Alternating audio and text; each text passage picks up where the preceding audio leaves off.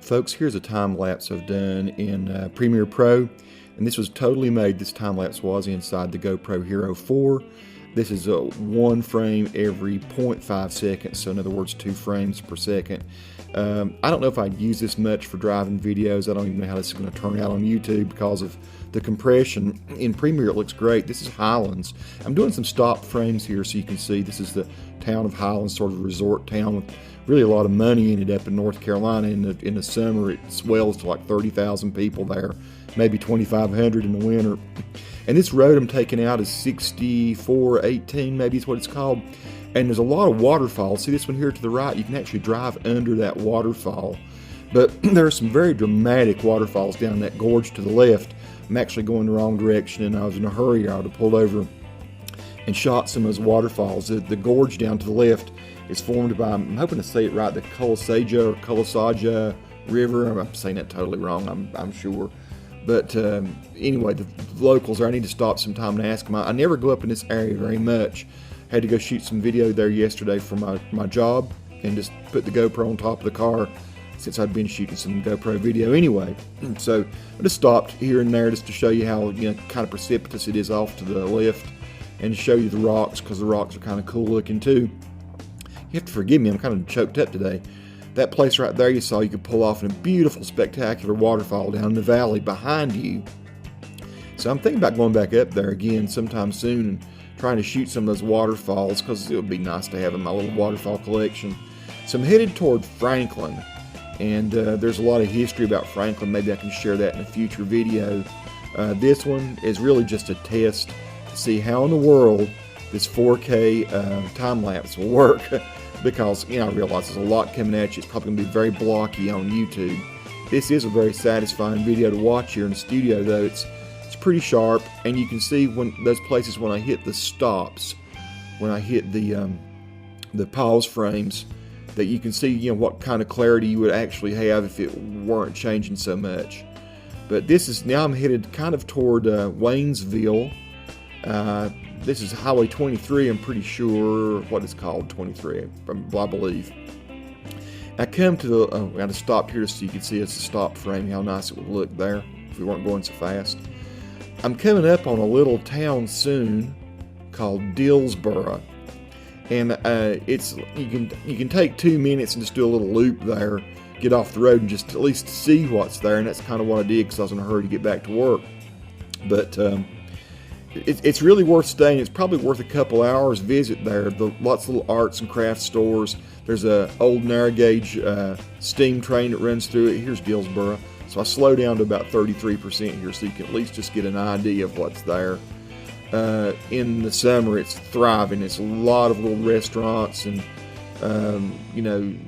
places to stop for pottery and gifts and things. The Dillard House on the right there, not Dillard House, Jarrett House is a really great place to eat. I've eaten there before and I worked with Christian Tours.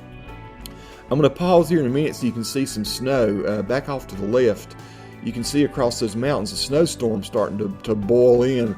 This is interesting in Appalachia, just the way the weather changes. It's very fast because the moisture rises over the mountains and the clouds consolidate, and you just never know how things are going to change.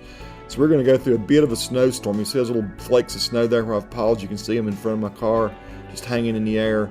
I did that so you could just see that, and here I'll do that again. It starts to get a little bit more snow. I think I paused the frame right here. You go right there. You can see I've got a little bit more snow hanging in the air.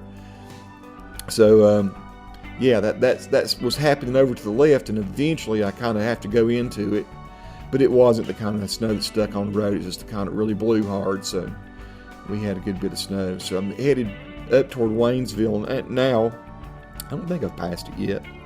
Waynesville's an interesting town, good place to go visit. Yeah, here we are in that general area. Lake Junaluska is beautiful.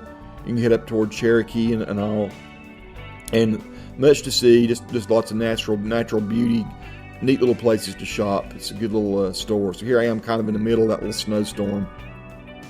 You can see a lot of snowflakes were falling. I just wanted to pause these frames now and again and see what it looked like. So now we're just kind of on the long haul, getting back on I-40, trying to get back on I-40. I think maybe I am on I-40 now. I didn't catch that little switch there. and I'm headed back toward Asheville. My ultimate ending point on this video is Marion. I work at McDowell Hospital some, and I stopped there to do some work and to meet with my supervisor. So this shows again just how crazy fast the weather changes. You'll go through snow, you'll go through not snow, blue sky. You just never know. It's just ever-changing little cauldron of weather, uncertainties. Maybe it's the best way I can say it. But these are beautiful drives. You can see lots of open road, and once you get on I-40, there's a lot of commercial traffic, more so than you'll see on those other side roads. I pass a number of like Target trucks and different things here. And so once again, this is hyper fast. I stopped there just to test another frame. I think I'll do another one here just in a minute. Just wanted to see what the signs look like when you stop. You can see there I'm at East Asheville, the back cave exit, where the Blue Ridge Parkway is. And so now I'm kind of headed toward the Black Mountain area, and I'm going to cross the pass and go over what we call we'll go over the Eastern Continental Divide here just in a moment. I think I have a paused frame when I get to that point. We start down what's called Old Fort Mountain, which is those of us coming from east to west on I-40 going to Asheville. That's kind of the legendary mountain you have to climb up to get up to actually into the mountains.